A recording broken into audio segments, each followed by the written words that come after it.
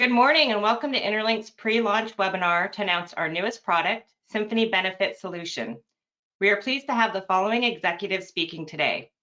Chris Atkins, Executive Vice President of Symphony Benefits Solution, Dr. Oscar Bronster, INTERLINK's Chief Medical Officer, Heidi Scarborough, President of INTERLINK's Cancer Care Program, Dr. Carolina Escobar, Medical Director of Symphony Benefits Solution, and Kevin Weinstein, Chief Executive Officer of Renologic. Today, we're using the GoToWebinar program. On your control panel, you can download copies of today's presentation slides under the handout section. As we move along the presentation, we encourage you to type in any questions that you have in the questions section. We will allow as much time as possible to address any questions at the end of today's presentation. We thank you again for joining us today. We have a lot of great information to provide. So with that being said, I will hand things over to Chris Atkins to get us started. Good morning, Chris. Good morning, Amanda. Thank you for that. Welcome everyone to our webinar. We want to tell you a little bit about Symphony. We are very proud of the new offering that INTERLINK is bringing to the market. Symphony is the industry's first fully integrated solution for transplant, cancer, gene and cell therapies, and renal, which consists of chronic kidney disease, end-stage renal disease, and dialysis. These four programs consistently rank in the reinsurance's top 10 claims year after year. Recognizing a prevalent industry need, we have developed a solution to effectively manage both your members and your plan's financial resources. However, we acknowledge that not all prospective clients may be able to utilize all four programs. Rest assured, we have a solution for this as well, which we'll discuss later on in the webinar. During the implementation of Symphony, INTERLINK legal experts will help insert benefit language or make changes to the plan document for the four components of Symphony that will become the building blocks to mitigate your risk and assert pressure for our negotiations. The advantage of our benefit plan language lies in its ability to enhance existing standards for the medical necessity, particularly for specialized therapies. While many medical necessity definitions rely solely on FDA approval for a specific diagnosis, our specialized language introduces specific inclusion and exclusion criteria aligned with the FDA approval for each unique therapy, instead of just the FDA approval for that specific diagnosis. Symphony uses Cancer Care's management system for pre-treatment review, case management, and reporting as the building block of Symphony. INTERLINK has credentialed and defined narrowed performance networks for 30 years.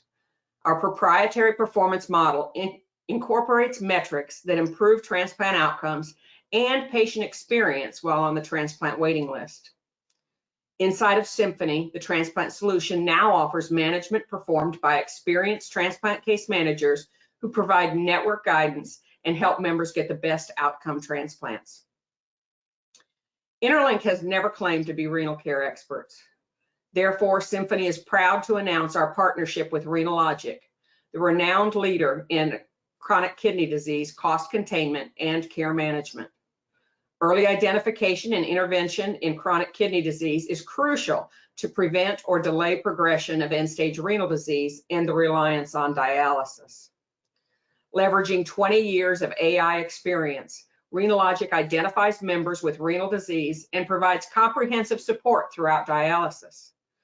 Our partnership, merging their expertise in dialysis and our expertise in transplant management, demonstrates the ideal synergy between our organizations. This provides you with the opportunity to capitalize on our alliance for your benefits. Gene and cell therapies represent a complex hybrid with this revolutionary field. INTERLINK offers 30 centers of excellence providers with deep discount contracts for hospital and agent acquisition for cell therapies. CAR-Ts and BiTE therapies are both examples of cellular therapies. Once FDA approved, Symphony writes detailed treatment criteria for each gene and cell therapy. Navigating inclusion and exclusion criteria can be complex, with nuanced distinctions even among competing products that demand expert evaluation, ensuring those who qualify receive the care. INTERLINK is pleased to announce the addition of Dr. Carolina Escobar, an actively practicing cellular transplant specialist, to our team to lead our gene and cellular solution. At this time, I'd like to introduce Heidi Scarborough, the President of Cancer Care, to kick off our presentations by discussing cancer care and its latest offerings. Heidi? All right, thank you, Chris.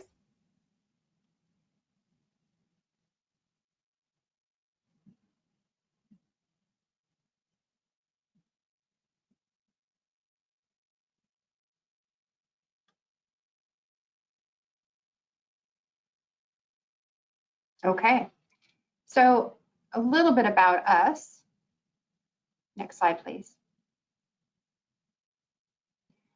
We have about 2,000 clients, which equates to roughly 800,000 members. And so we've been around for almost 30 years. And we've got tenured staff. And what that means for you is we're not going away. You're kind of stuck with us, which is what you want when you've got somebody managing things like drug warranties. We're proven in the industry. And that's really what you're looking for when you're looking at cancer claims and transplant. And then on this side, it also goes over what our mission, vision, and goals are. And that's always going to be exceptional quality care at affordable costs. That's our underlying theme, and it really is embedded in our everyday work. Moving on to why you need us. What's our goal here? And it's going to be what's going on in healthcare, and that is the rising cost of healthcare. Global cancer costs are going to exceed $150 billion. That's right, with a B, I said billion. Cancer incidence is going to double by 2035. And what does that mean for you? It means that you've got to find ways to control costs. We really feel like the solutions we're presenting for you today are ways in which you can do that. And so some ways to do that, it's investing in prevention. It's working on early diagnosis at any stage when treatment is cheaper and more effective. It's identifying generics and biosimilars and doing those exchanges. It's avoiding futile care and steering towards hospice and palliative care when appropriate. We need to look at fraud and waste and abuse. And how do you do that? It's NCCN guidelines and holding physicians accountable while always holding true to the fact that a patient is the center of everything that we do. So the next slide, we're going to look in more detail at what cancer care does and how we implement that and operationalize that. And the first step in doing that is making sure that you have the right diagnosis. And that's because 28% of cancers are misstaged or misdiagnosed. We implemented a secondary pathology program in which we send the patient's pathology slides to a center of excellence center to confirm the diagnosis or staging.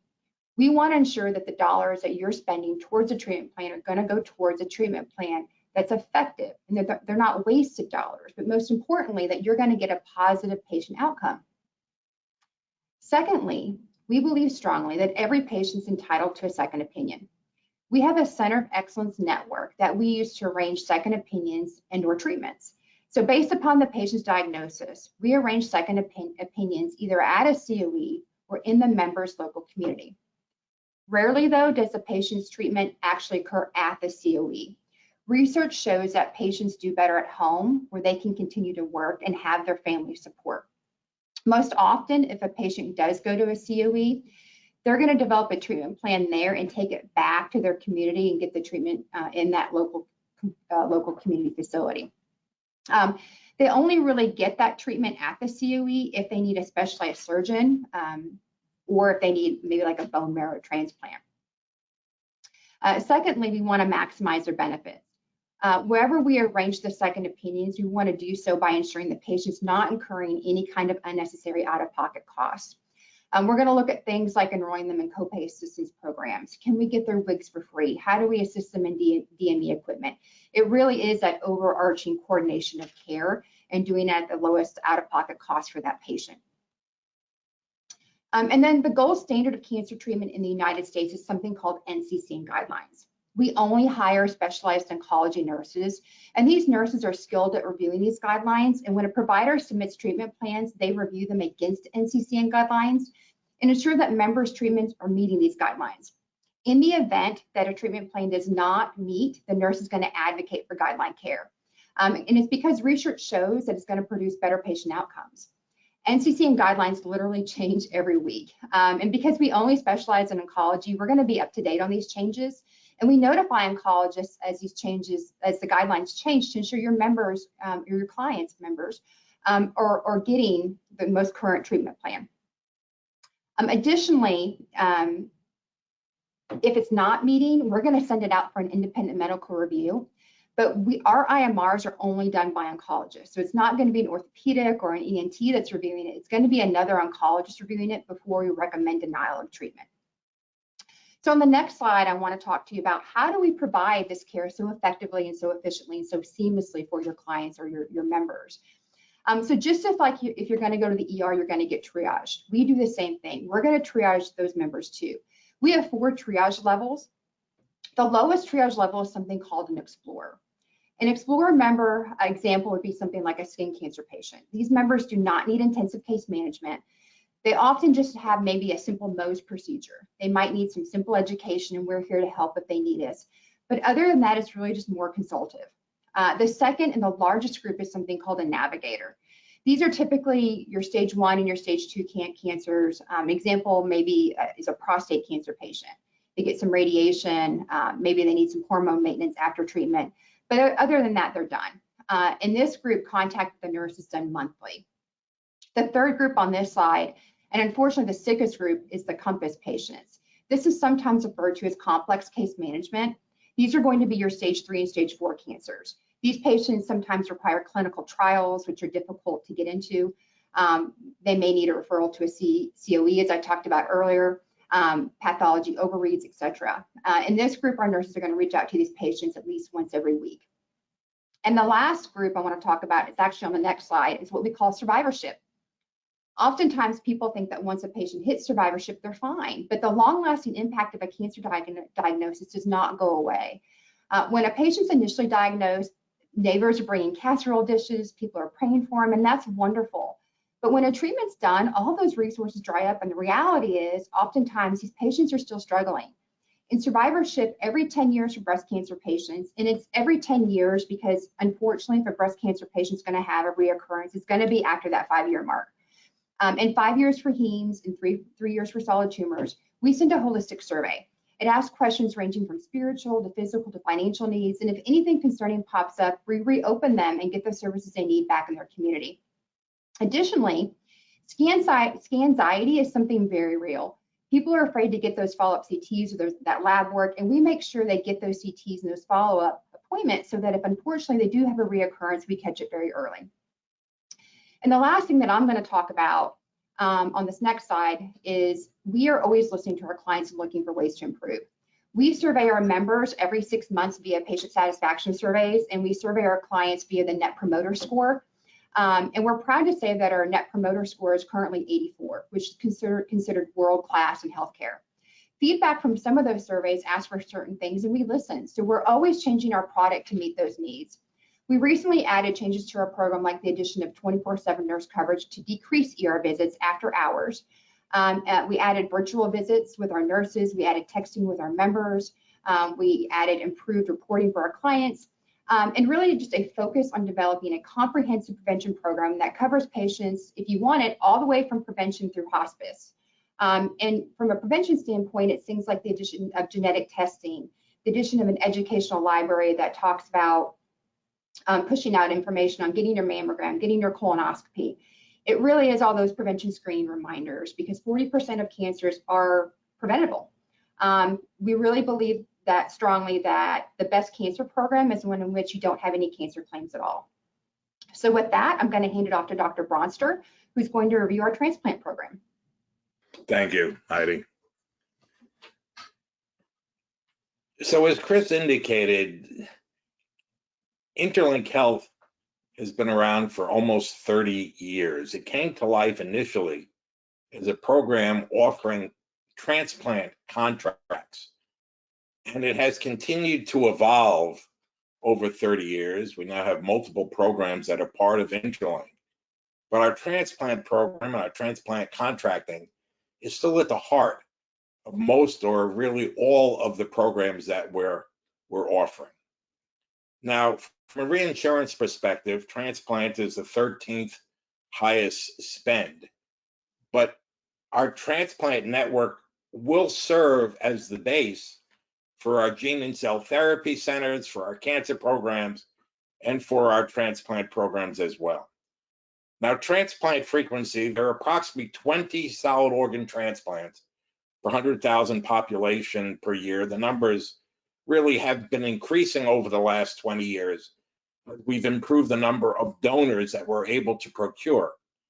But unfortunately, the number of organs that are available for transplant still overwhelmingly fail to meet the need. In fact, transplant is probably the only aspect of healthcare that we have to ration in America because of an inadequate organ supply.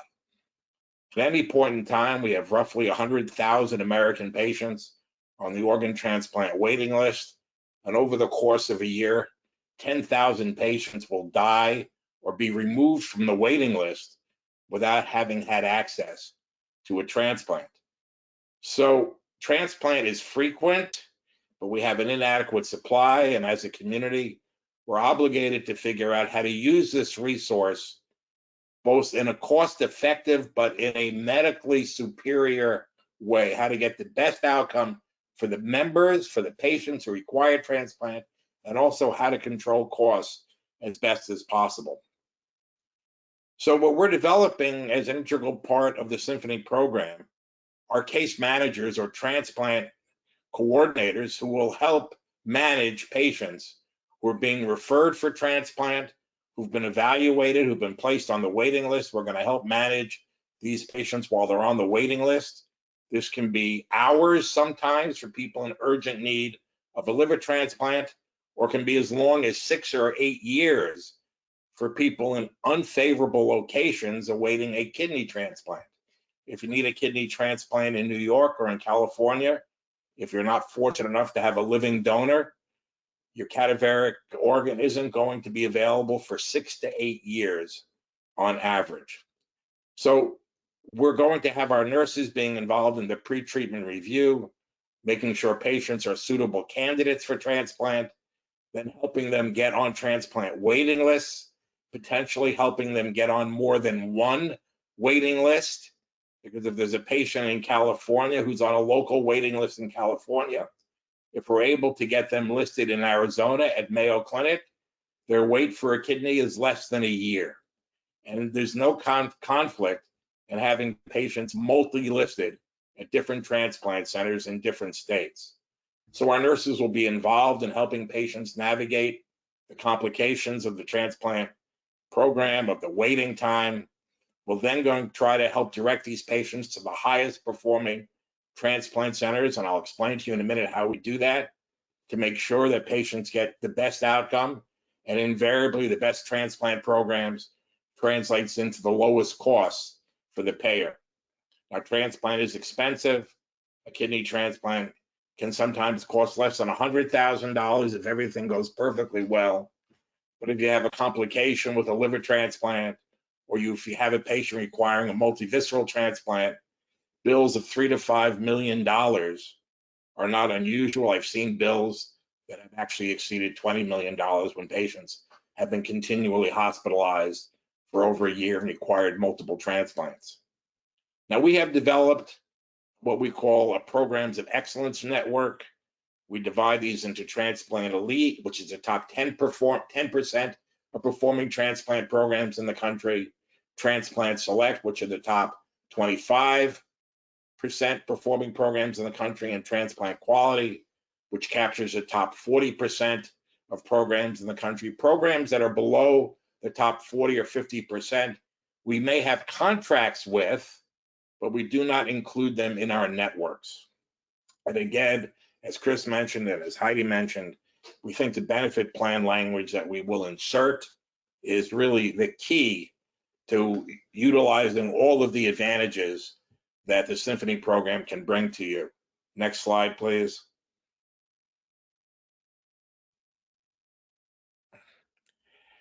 So we believe strongly in narrowed networks. We can devise networks for you depending upon really what you're concerned with, that only include the top 10% performing programs, top 25%, top 40%, or can give you access to all the transplant programs in the country. But we will actually guide you and show you what the advantages of these narrow network options really provide. We have specialized transplant managers.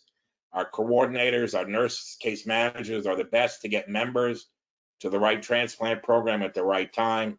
And we have really unmatched materials that we will provide to patients while they're on the transplant journey. Next slide, please. Now, our performance model is proprietary.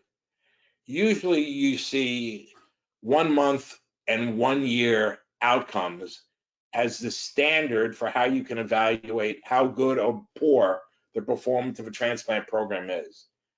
We do not think that's an adequate way of evaluating the performance of a transplant center. We have this performance model, which has been developed and refined over decades, which takes a more holistic view of the transplant process, really focuses on the patient's experience.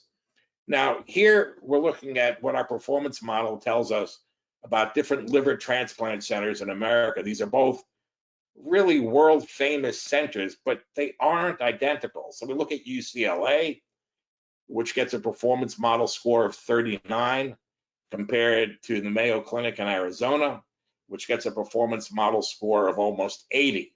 These are both famous programs, but in fact, the experience for the patients based upon our model is really very different. At UCLA, the average length of stay post-transplant is 22 days. At Mayo Clinic, it's 5 days. The number of patients who have died on the transplant waiting list at UCLA within 18 months of listing is 15% compared to less than 3% at Mayo Clinic. Mayo, for many reasons, has better access to organs, is more aggressive in using marginal organs, which they continue to get superior outcomes with. And the median time to transplant at UCLA for liver is 5-6 years, whereas at the Mayo Clinic, it's 2 months. So these are both well-known programs at famous institutions, but when you actually drill down and use the metrics, our performance model, you see the patient experience is very, very different outcomes and has a very different experience on the waiting list from one center to the other. And of course, transplanting patients sooner translates into cost savings for the insurer, for the payer. Next slide, please. The performance model factors in all of the available data. There's an overwhelming amount of data available in the transplant arena. Transplant is the only aspect of healthcare where the federal government publishes outcomes in every transplant center in America twice a year. There are literally 1,500 plus metrics that are collected by the federal government, by the OPTN, the Organ Procurement and Transplant Network. But at INTERLINK, we've really focused on those metrics that we think are clinically meaningful so that we can get best outcomes for the members at the lowest cost for the payers. We factor all of the information and we derive a Z-score, which gives a direct comparison between the transplant programs in America. Next slide, please. And again, this is our liver transplant. This is actually a somewhat older performance model, but you can see we're actually listing centers, giving them a performance score. We're listing them from 1 to 100 in America. The programs highlighted in green are our elite or top 10%. In blue, it's the top 25%. In orange, it includes the top 40%. And then the lowest scoring programs, and what is that? Pink or mauve? What color is that? I don't even know. But those are programs that don't meet our criteria to be part of our network, but we in fact have contracts with these programs as well, if that's what the payer wants. Next slide, please.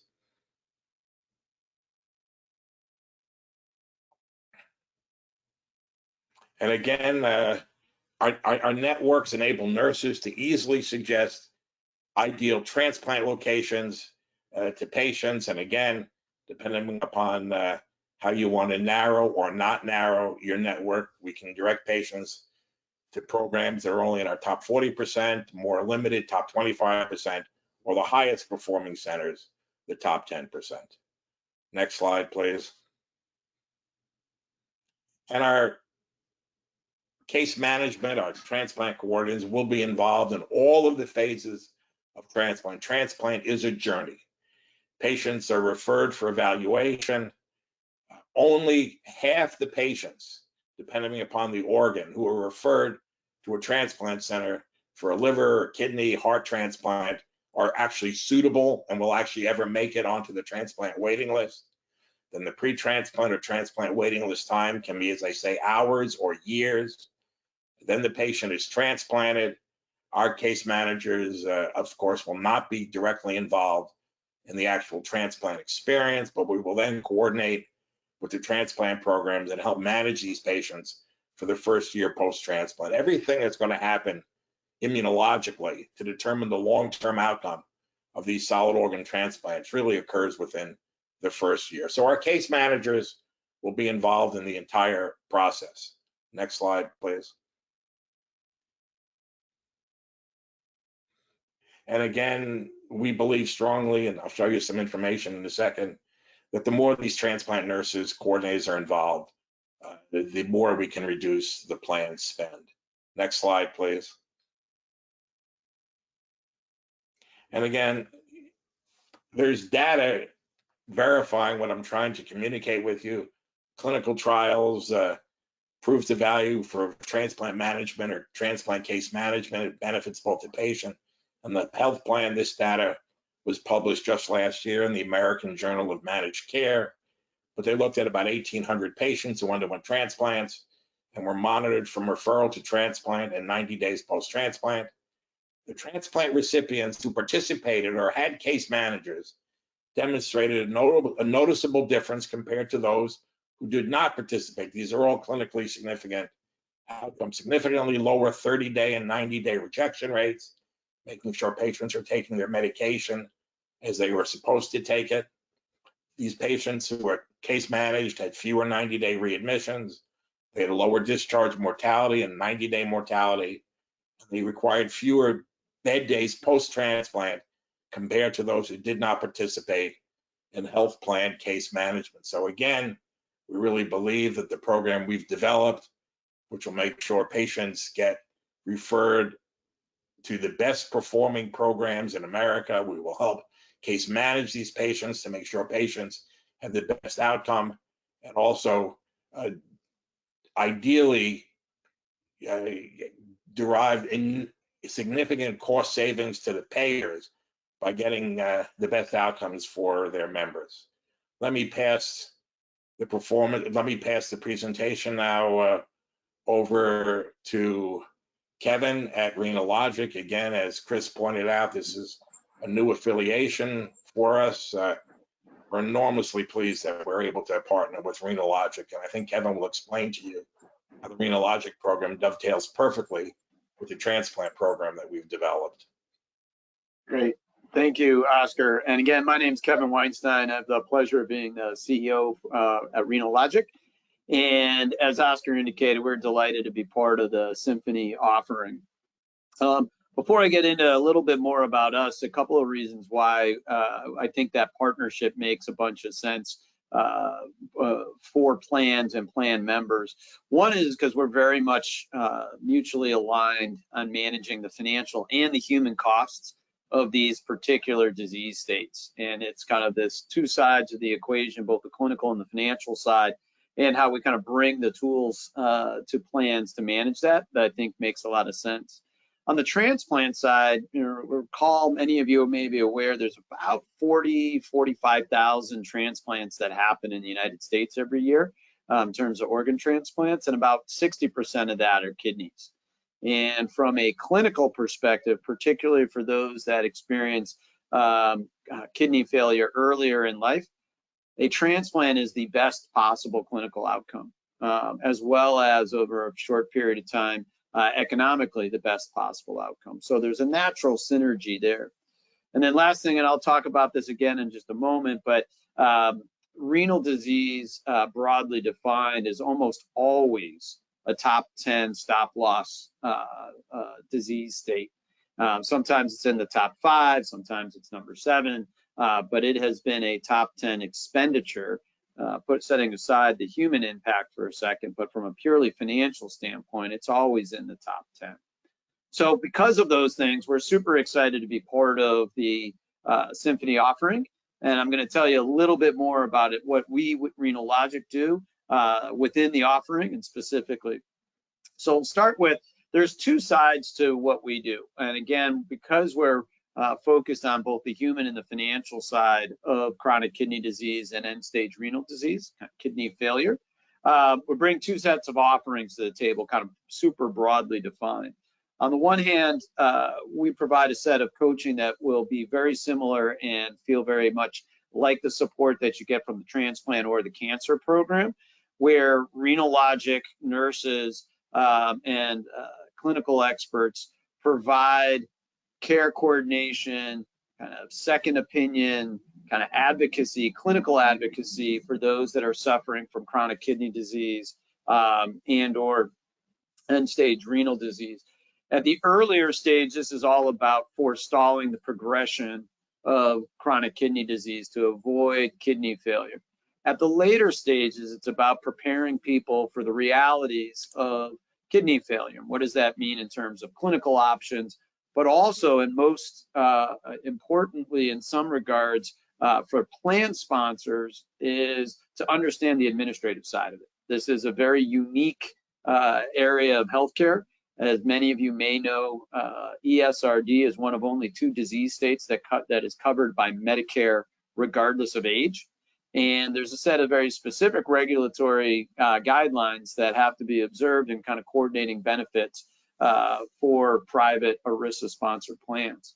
And so as a result of that, the advocacy side includes an administrative piece, which I think is fairly unique out there in the marketplace. If and when somebody does require dialysis, the other side of our service offering comes into play, and that's really cost containment around dialysis claims. We're going to talk more about that momentarily, but this is really focusing on the financial side of what is a $250,000 annual expense for someone who is on dialysis. Typically, a plan is going to pay somewhere around that on an annual basis for in-center dialysis. So if we go over to the next slide, and kind of that's what we do at the highest level. Let me kind of fill in some of the gaps of kind of why we do it. Again, there's about 37 million Americans that are suffering from chronic kidney disease, with a shocking statistic that more than 90% are not even aware of that.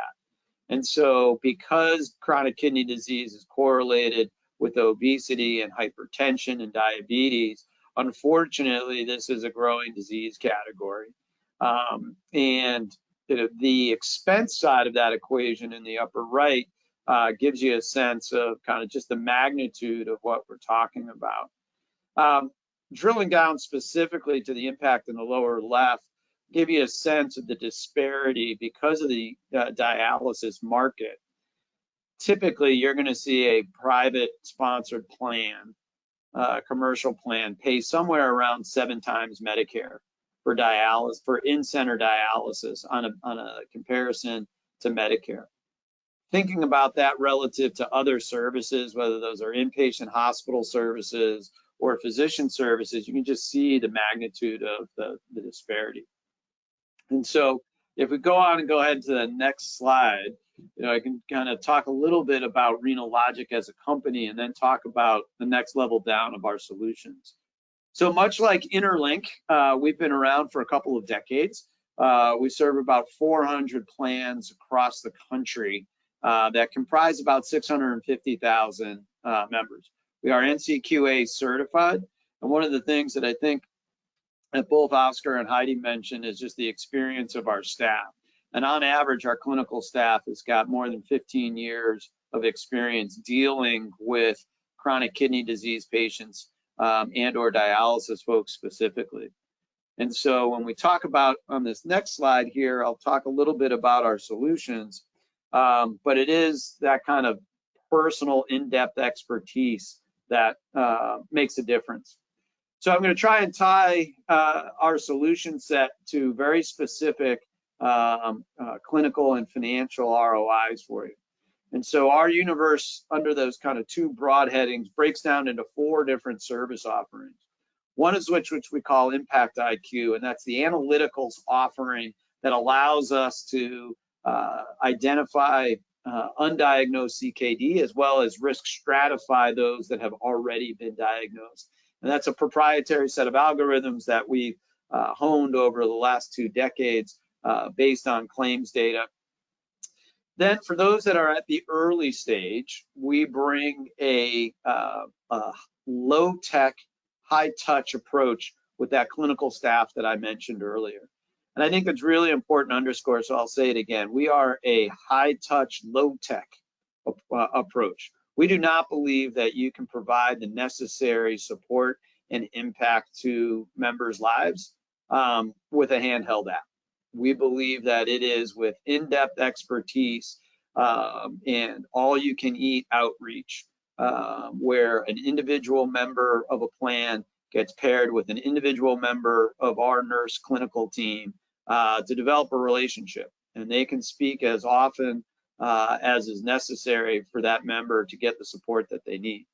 And that's at the early stage where we focus on preventing the progression, holding the line, if you will, of early stage CKD. And that translates to a couple $100 for those folks that are enrolled in that program on a monthly basis, or somewhere between $2,000 and $3,000 per year. For those that are later stage, we bring a different level of advocacy, inclusive of those administrative services that I mentioned. And this is all about helping those late stage folks prepare for the realities of kidney failure. So this is about selecting care modalities, selecting a dialysis provider, whether that's home-based or whether that's in-center. And this is about kind of coordinating things like, how do we get on the transplant list, right? Different transplant centers have different preparatory requirements. Some of those you do once and you're done. Others of those you have to maintain over time. And so this is all about preparing those folks. And the financial ROI here is really most impacted around emergent starts. Unfortunately, somewhere around 50% of all dialysis starts are unplanned. And what that means is they're unmanaged. And if you end up in the ICU as a kidney failure patient, that could easily be north of $100,000 per visit. And so Impact Advocate is all about making sure that we provide the necessary support and education for a very planful start to dialysis. The last piece that I mentioned is really the cost containment piece, and that's what we call Impact Protect. And on average, we are reducing in-center dialysis bills by 50 to 80%, and on average, just about 85%. And that's roughly about $100,000 a year per dialysis member. Now, these things can change based on location and specifics of any given plan.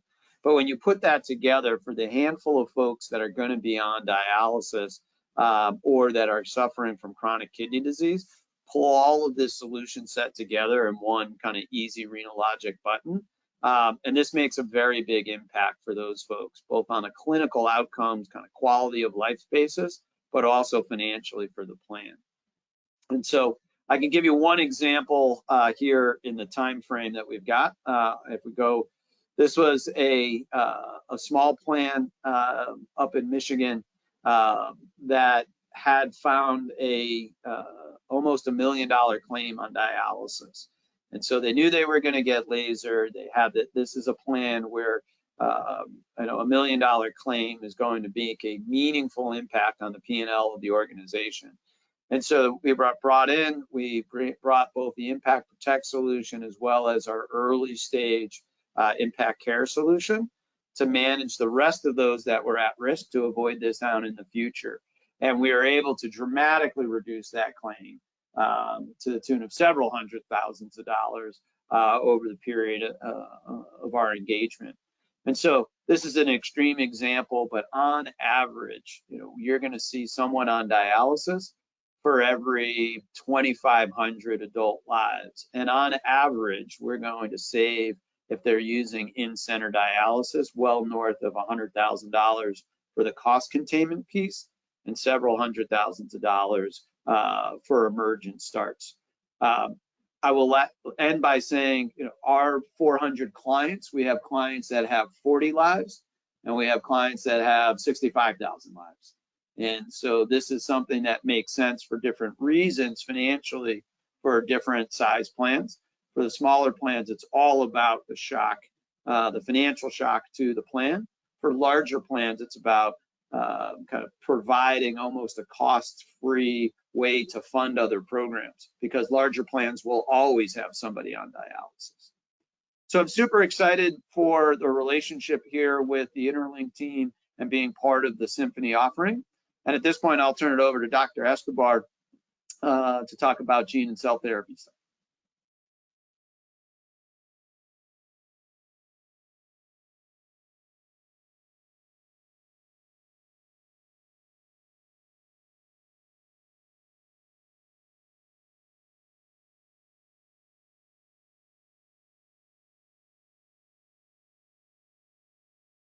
Hello? Oh, you're there. Oh, I am here. Okay. Can you hear me and see me? Yes. Yep, all the above. All the above. Okay. I think I got so excited that then I thought I turned it off. So, as Amanda said, my name is, and Karen, my name is Carolina Escobar. I'm a transplant and cell therapy physician, still practicing, and I'm very excited today to talk about one of my passions, that is cell therapy. And I'm a lucky person because it is my job. But before I start, I would like to point out some specific and important items that I will explain in detail to this conversation. So just to start, the reinsurance cost ranking is not yet rated. There is no history. There is a very low frequency of these gene and cell therapies. That will change. As I'll explain to you, the pipeline is exploding, and the FDA will be approving around 10 to 20 products per year in the next 5 years. The cost of those treatments are anything between the 400,000 and even the 400,000 is just the cost of the product, not considering hospitalization and all the care that is required after, to anything between that 400 to 4 million. So it is important that our program is protecting, or wants to protect the plan through the treatment review criteria and also having a protected benefit plan language. The other part of gene and cell therapy that is very important is the selection of the network. As Hayden for oncology and Oscar was talking for transplant, here there is another layer of complexity, and is that we have to engage with the manufacturers, not only for the negotiation of the cost of the medication, but also to understand where these clinical trials are going to be open, so we make sure that we have accessibility. It can be offered to everybody. Next. So gene and cell therapy are just a medical revolution. To give you my personal experience, my first CAR T was a patient, a teenager with a leukemia that was refractory to all therapies. And I was lucky enough that where I work, we were part of the clinical trials for this product that was, or that is Kymriah. That was the first FDA-approved cellular therapy. And we went through the trial, and she went into complete remission. And that's when I fell in love with cellular therapy. And even though it was love at first sight, I know that they impose significant challenges for all stakeholders. So for the payment system, due to their unique characteristics, regulatory hurdles, one-time payment, and the uncertainty of the long-term outcomes. For the medical facilities, due to the innovative nature, so it is the complexities and the specialized requirements to implement even one product. And for the patients, the challenges range anything between accessibility, cost, and physical and psychological impact. And we know that we are at early stages, but now we see that they require more coordination, resources, and knowledgeable expertise to manage these complexities. And INTERLINK is offering all this through the Symphony program. In 2018, 150 products filed for approval. It is expected that in the next 5 years, 10 to 20 products will be approved by the FDA. The pipeline has more than 2,000 products, half of them in phase 2.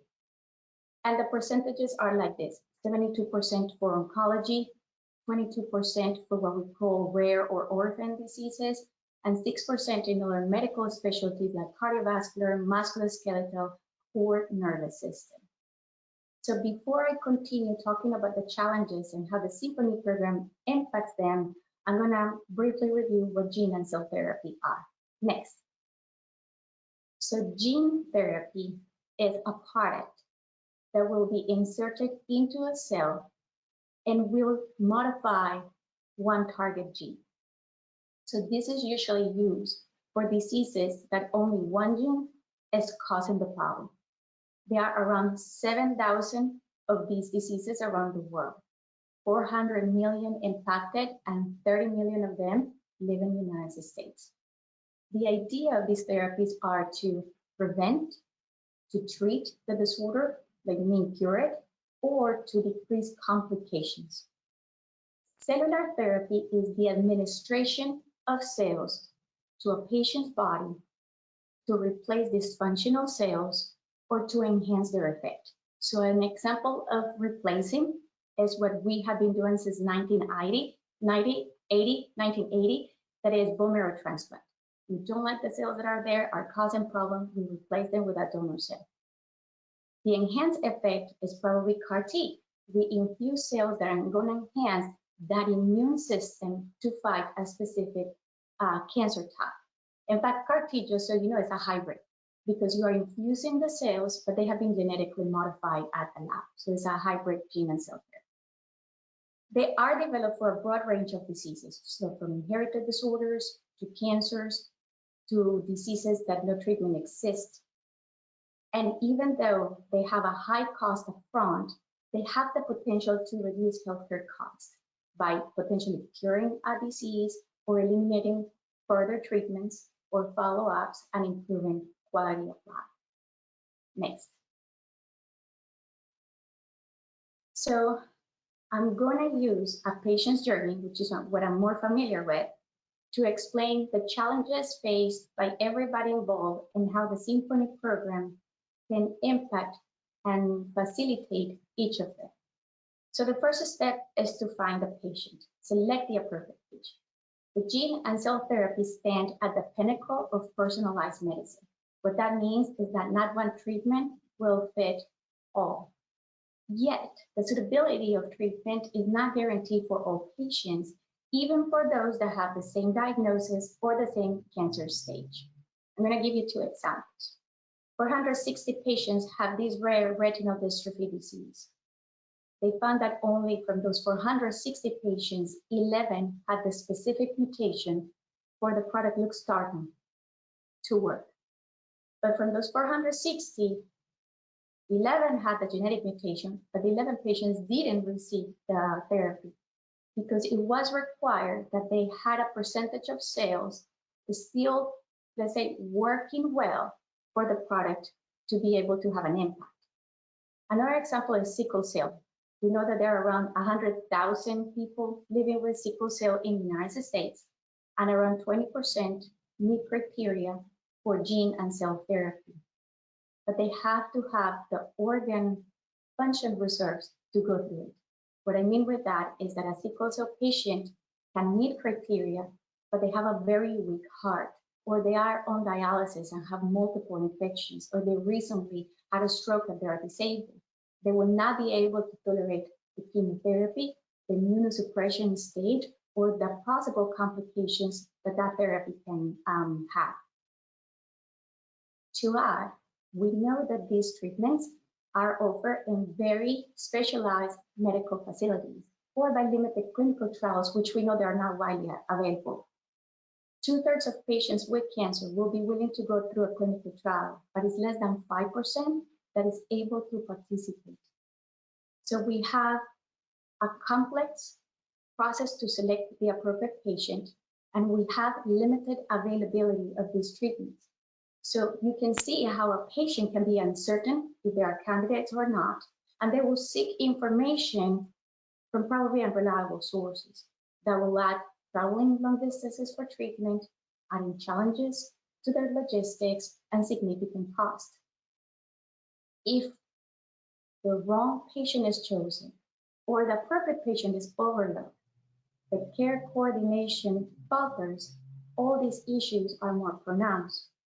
So that's why you need experts ensuring eligibility. When you are dealing with a multi-million-dollar treatment, you want a team that is specialized in gene and cell therapy to guarantee that the appropriate patient receives the suitable product in the right facility. That way, you are guaranteeing excellent outcomes and also cost effectiveness. There is multiple published literature about public opinion of gene and cell therapy. What they indicate is that patients want to know more. They put their trust in the medical teams, not in pharma, not in insurance. They want to hear it from the doctors and the nurses. They are concerned about the cost. They are concerned about the potential long-term complications, outcomes, accessibility to clinical trials. Nobody in the public understands why it takes so long from a product to go through the clinical trials and be approved through the FDA. But the Symphony program just takes care of all those challenges, making sure that not only the right patient is chosen, but they have the support through the entire journey, laying the groundwork for effectiveness and again, being cost effective. So the second step is care delivery approach. So we have the perfect patient, meets criteria, can go through the therapy. Now let's choose, and let's say chose the product. Now we choose the facility. This is another one. I'm just gonna even summarize. All steps are challenging, and then I'll go through all of them. So why it's difficult to pick a facility is because even though the majority of these facilities will follow FACT standards, FACT is the Foundation for Accreditation for Cellular Therapy. It's just the regular and generalized guideline for gene and cell therapy. Well, each product has its own requirements and criteria. They limit the capability for a hospital or any other clinical facility to be able to offer a wide array of products because all of them have different infrastructure needs, highly trained personnel, and they have multiple regulations, and the hospital needs to be compliant with all of them. What I'm trying to say is that if a facility offers gene and cell therapy, it doesn't mean that they're going to offer all of them or that all the products that they offer are the appropriate for the patient. The good thing is that the Symphony program is supported by INTERLINK's cellular therapy, fully developed and robust network that it has been active since 2016. We also are actively creating the gene therapy network because the difference is that we have to engage for manufacturers, as I said before, not only for the cost negotiation, but also to make sure that we have availability for where the clinical trials will be done. Patient protection and support. So think about a patient that is going to go through a gene and cell therapy journey. It's complex, it's costly. Their life is going to look everything except normal for months, for years. This is within a healthcare system that is fragmented, that nobody understands. So we can't, what we have is a specialized, skilled team that is only focused on gene and cell therapy. Think about the diversity of patient population for these therapies. When we have an oncology program or even a transplant program, even though they are different, some of the milestones are going to be the same. But here we have patients that have cancer, but other ones have benign diseases, other ones have hereditary disorders. There's a patient that is going to be a newborn. There's going to be one that is going to be an elderly, and everybody in between. And all of them have a different set of needs. The need that is universal, though, is that there is a seamless data transfer between all stakeholders. When we talk about a healthcare that is fragmented, for my experience, what I do in my clinic, the local provider can't see. And the manufacturer doesn't know when the patient goes for consult. So it is required that not only our team coordinates, but it also transfers that data safely, protecting that confidentiality with the patient to make sure that every step is as efficient, that we prevent delays, that we prevent mistakes, and that the patient is supported mentally and spiritually through the whole process. Risk and reimbursement. Okay, I know this is the one that impacts everybody. My personal experience with reimbursement is having a patient that has a lymphoma or a leukemia that is out of control, refractory to everything, and I have to wait for the hospital to negotiate case by case. When Yescarta and Kymriah came to the market, it would take anything between 3 to 6 months for it to get approved. So for me, what it meant is that I had to keep alive a patient that is not responding to anything for that period of time to be able to get them to the treatment. It's interesting because gene and cell therapy are approved as biologics, but are reimbursed as medications. The high costs arise from extensive R&D, from the personalized nature, and also from a very extensive, complicated, and manual manufacturing process. You know better than me that the payment model is a structure around recurrent treatment. I have a medication that controls my symptoms, so I continue using it. But this one obviously is a struggle because it's a one-time substantial payment and there is a lot of uncertainty. So while probably the system catches up, the Symphony program tackles all these issues in many ways. But first of all is that we have a program director that is dedicated and specialized in cellular therapy. We have a team of nurses that are skilled, again, only dedicated to gene and cell to make sure that the appropriate patient, the appropriate product and the facility are chosen. They also make sure that they follow evidence-based medicine, and they engage with an independent medical expert group for complex cases. We will take in consideration always the clinical trials to be offered when applicable for a patient, because also that will help to reduce the client's costs. But adding to that, they also establish what we talked about at the beginning, the pre-treatment review criteria, protocols for each product specification. They will add the protective benefit plan language to safeguard the plan's interest. That is the recommendation of the leaders in the industry. And they also will include cost management provisions and follow rebates through, even if the patient switches insurance. What is important about this holistic approach is that we take in consideration the financial and the clinical aspects of gene and cell therapy and manage effectively, while the patient care is aligned with a sustainable healthcare economics. The last steps of this journey are the raw material sourcing, manufacturing, logistics, and even the initial and ongoing care. So what I mean with that is, like, we chose the patient, the product, the facility, all the treatment, all the diagnostics are done, they are ready to proceed. When we are ready to proceed, that means the manufacturer starts creating the therapy. They have to communicate with the facility where the therapy will be provided to make sure that all logistics are in place. But the patient is not at that facility. Likely the patient is at their home, followed by the local doctor, and required or not bridging therapy. So as you see, it's very important to have effective communication, coordination, logistics, support, resource provision for this to go well. Specialties in medicine work in silos, and gene and cell therapy Not only they need a multidisciplinary approach, but they need collaboration from manufacturers and payers.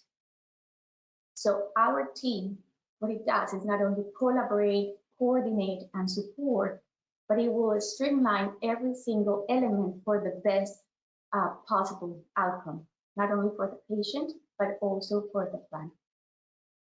As Oscar talked about these programs for transplant, there is multiple literature published about how a navigation or case management program impacts outcome, quality of life, decreased complications, decreased visits to the ER, hospitalizations. There is a big need in high cost, chronic diseases, devastating diagnosis. Gene and cell therapy are not a diagnosis, they are a therapy.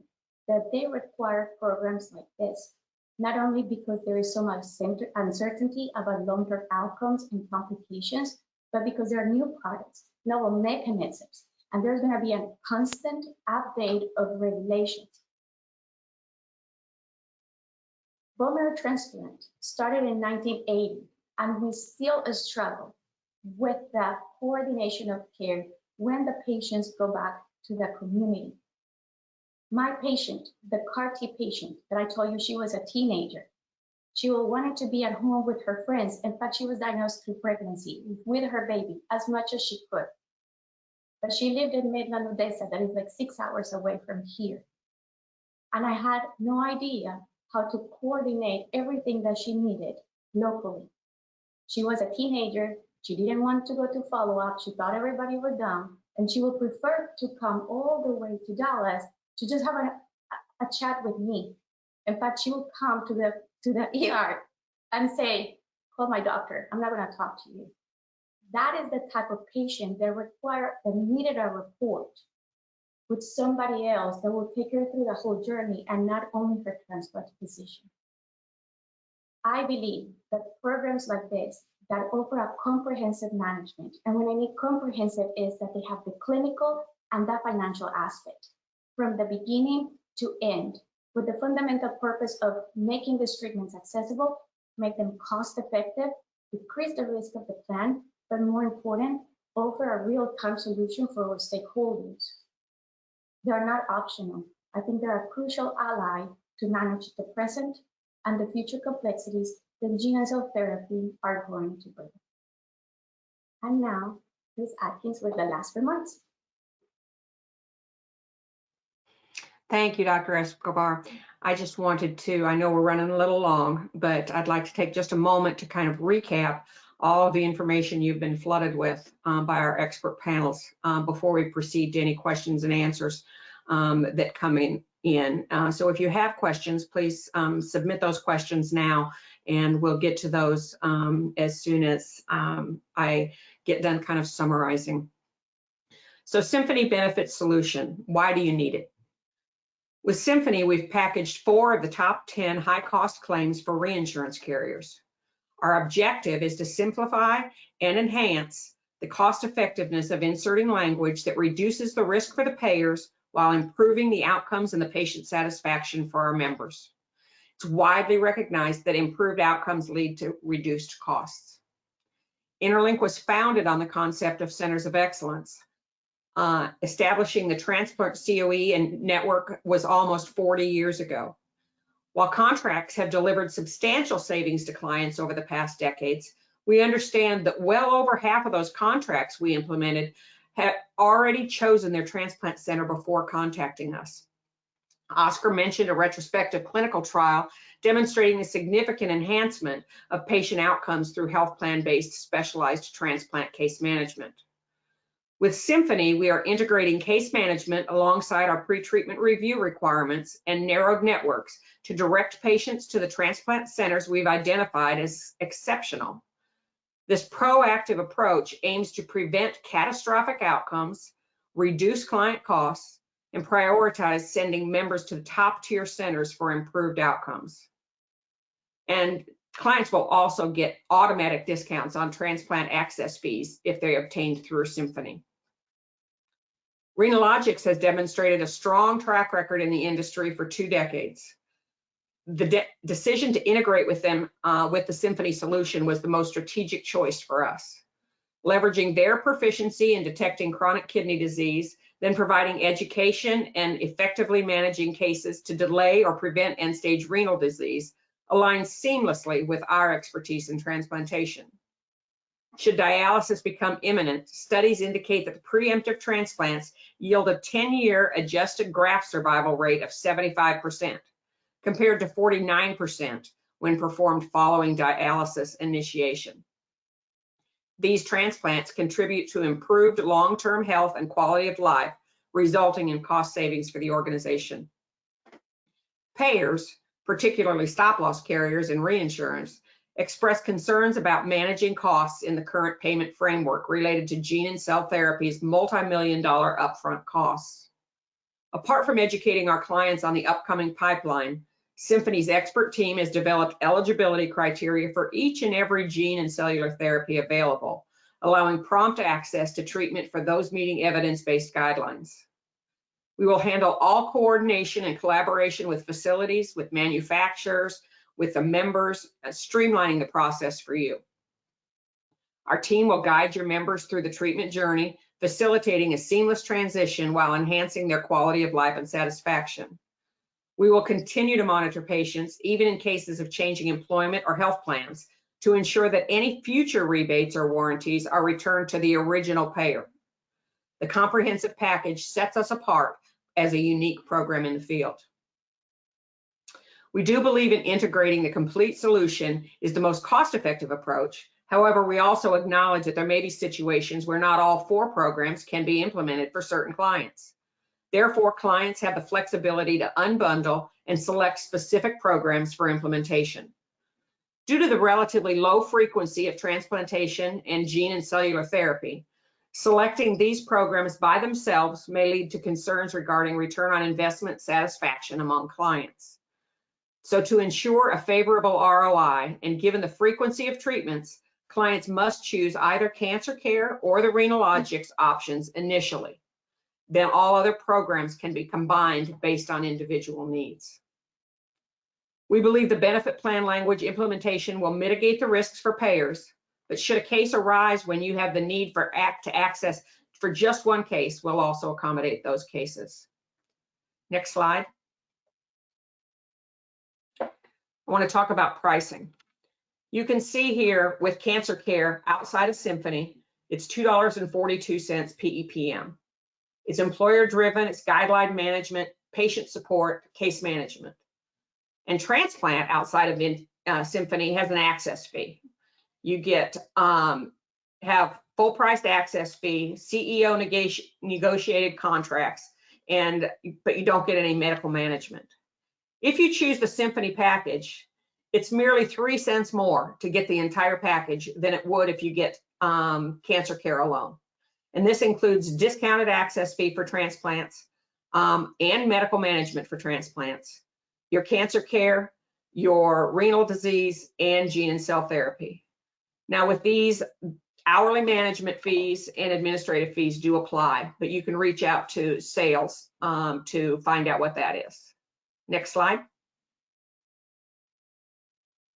The official launch date is July 1st, 2024. It may take a while to get, find out more information. So if you want to start reaching out to sales, you can reach them at sales@thesymphonyprogram.com. I apologize for running over, but Amanda, do we have any questions? Hi, Chris. Yeah, thank you all for joining us today, and thank you to our panel of speakers. We do have a few questions for those that would like to stay on the line with us. First question that had come in is this product only available for self-funded plans? I'll take that one. The beauty of Symphony is that it works well for self-funded plans, for fully insured plans, health plans. It even works well for Taft-Hartley plans. So we can work with all different plans. You just have to let us know what your needs are.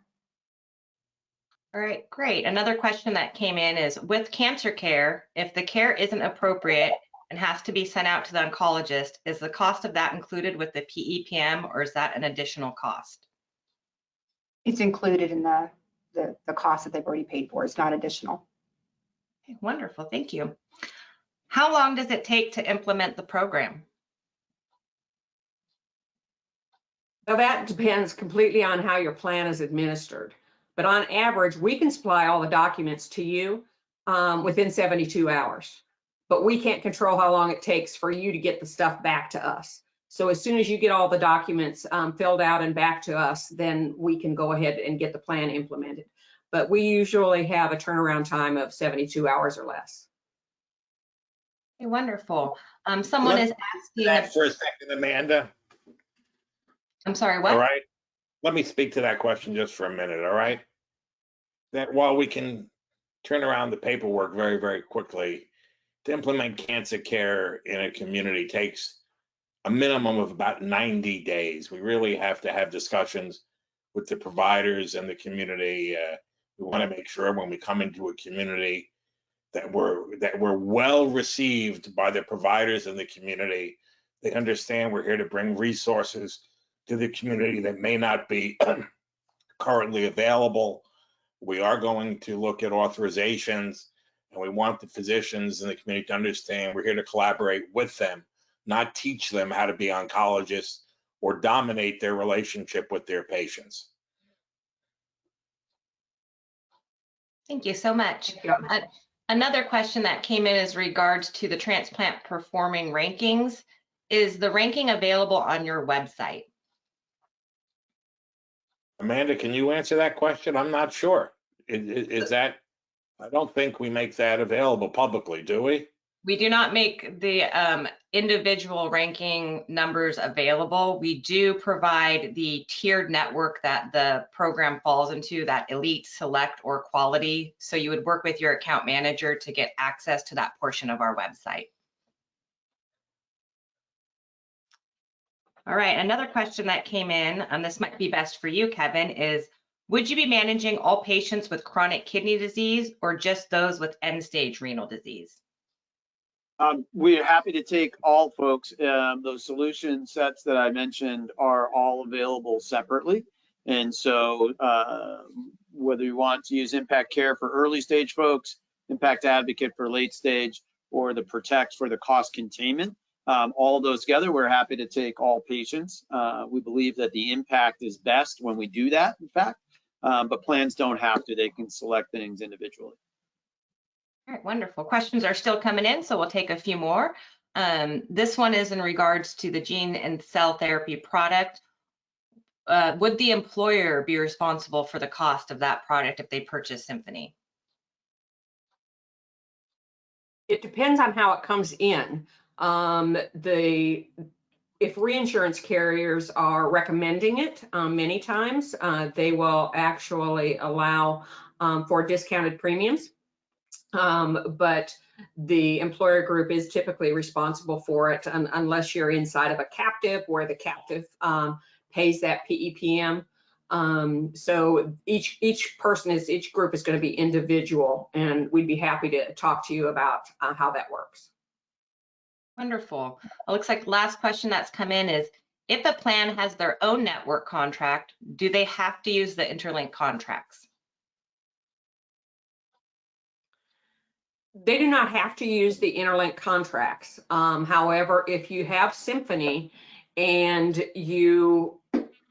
the Symphony benefit plan language is inserted, the Symphony benefit plan language gives us the right to be able to gives you the right to be able to access our contracts.